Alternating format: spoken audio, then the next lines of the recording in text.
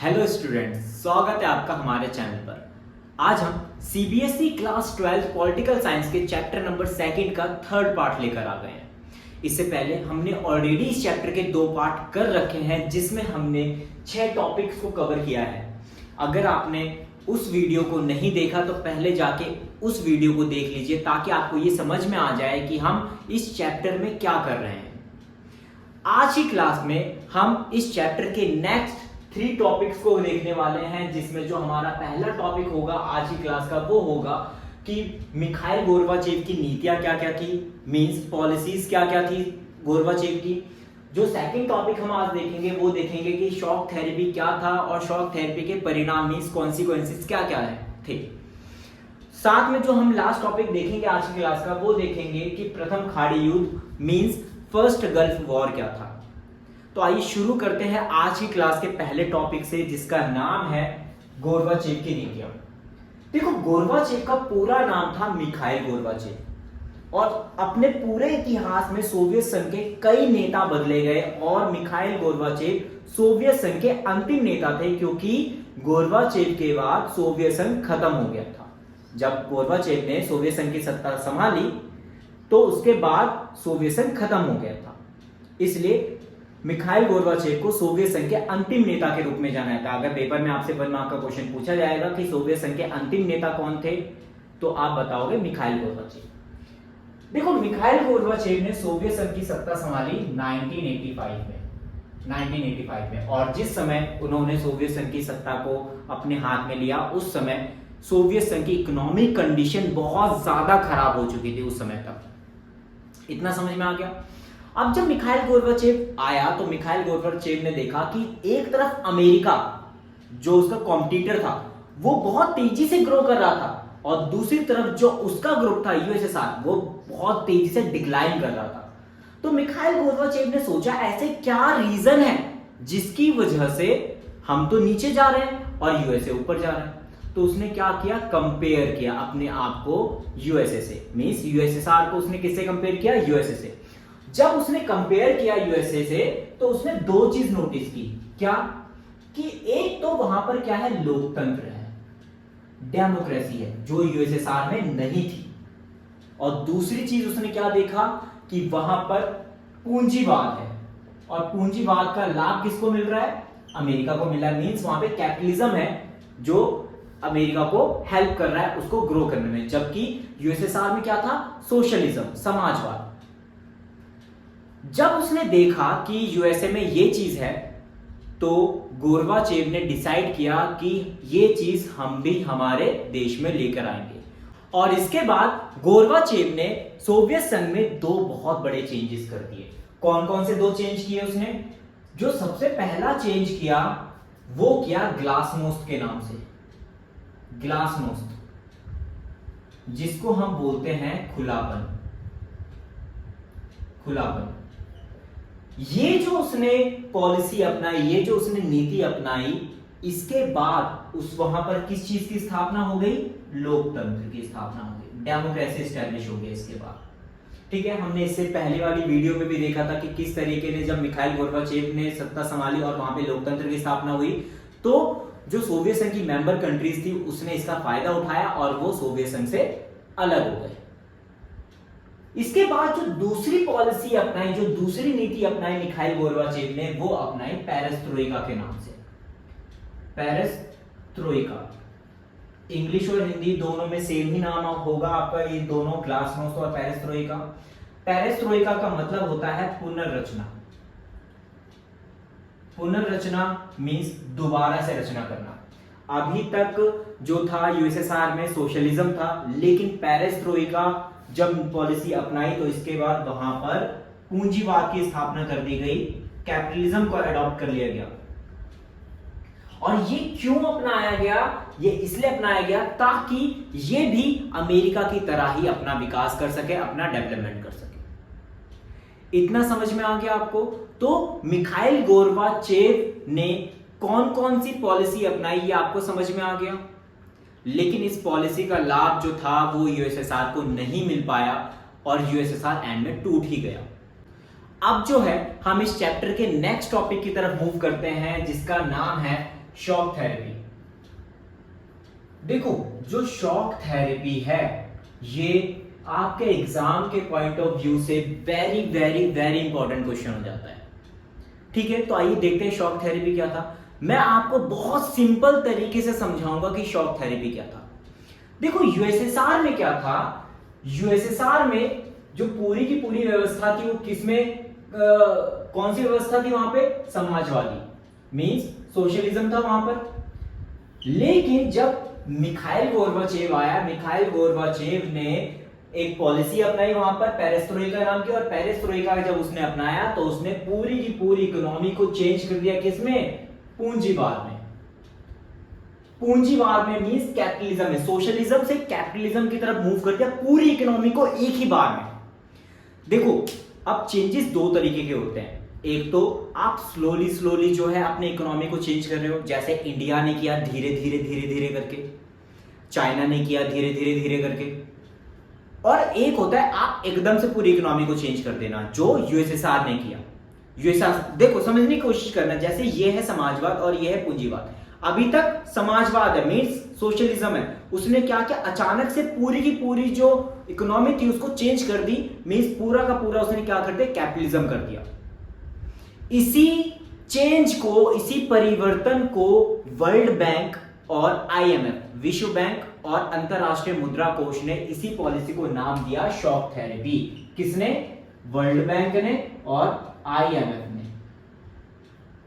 इतना समझ में आ गया शॉक थेरेपी क्या था। तो शॉक थेरेपी क्या था कि समाजवाद से पूरी की पूरी इकोनॉमी को जो है कैपिटलिज्म में कन्वर्ट कर देना।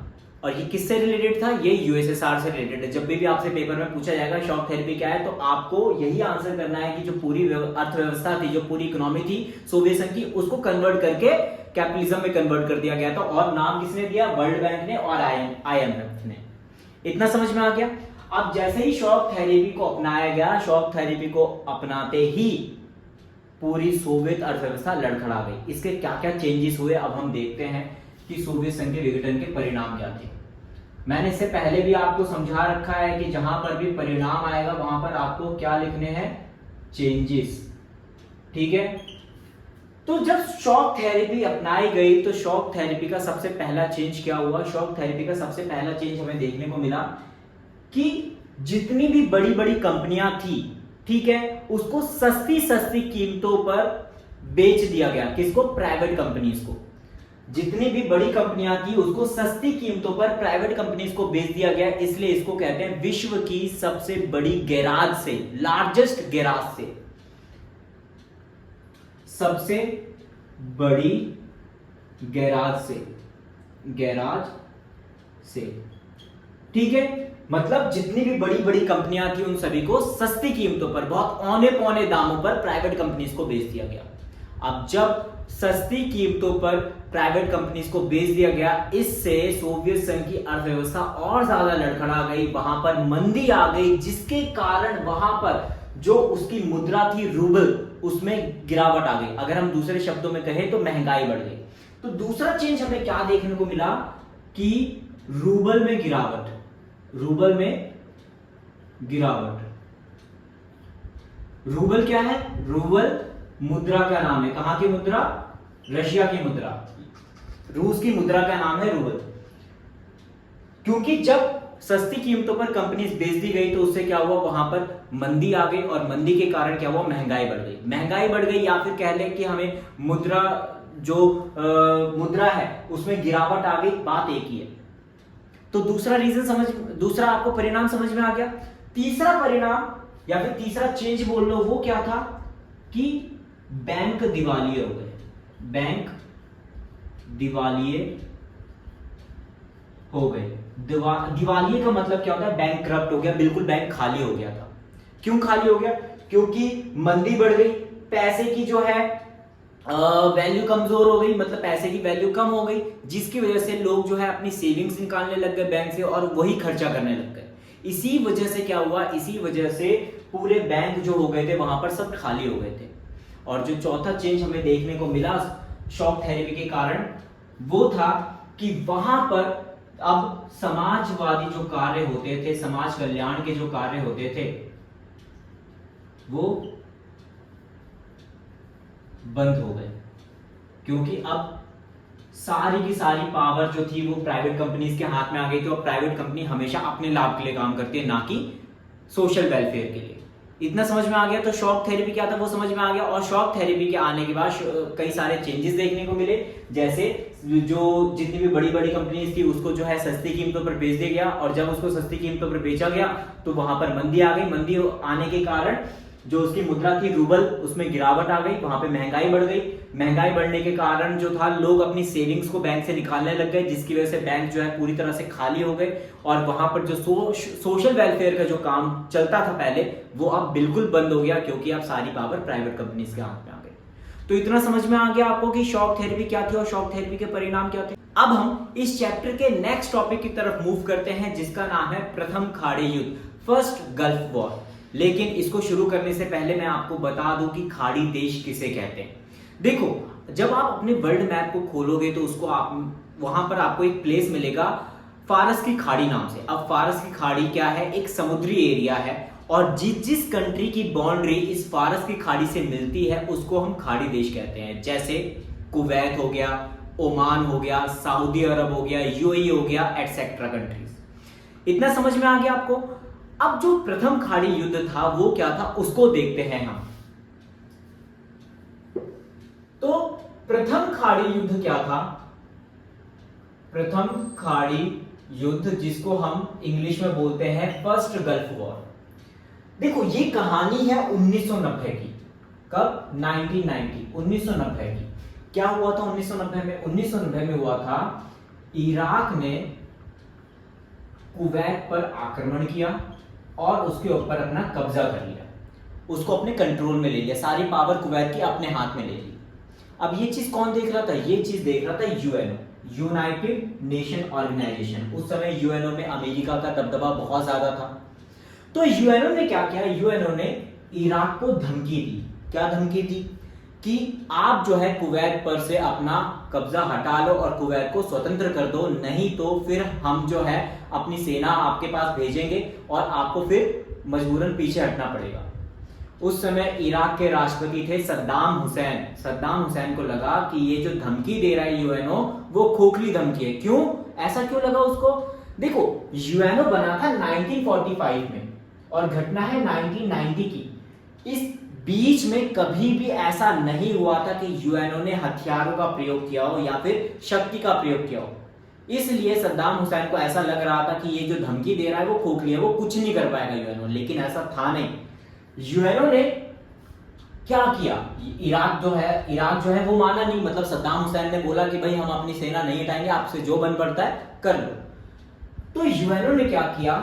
एक अपनी सेना तैयार की 6,60,000 सैनिकों की। इसमें जो थे 32 देशों की सेना शामिल थी, 32 देशों की, जिसमें से 75% सेना अकेले अमेरिका की थी। अमेरिका की सेना अकेले 75% थी।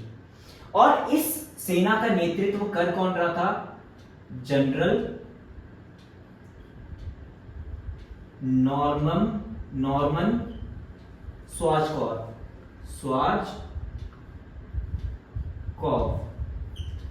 ठीक है, जनरल नॉर्मन स्वाजकॉर्फ। ये जो थे अमेरिकी जनरल थे और यही इन 6,60,000 सैनिकों का नेतृत्व कर रहे थे।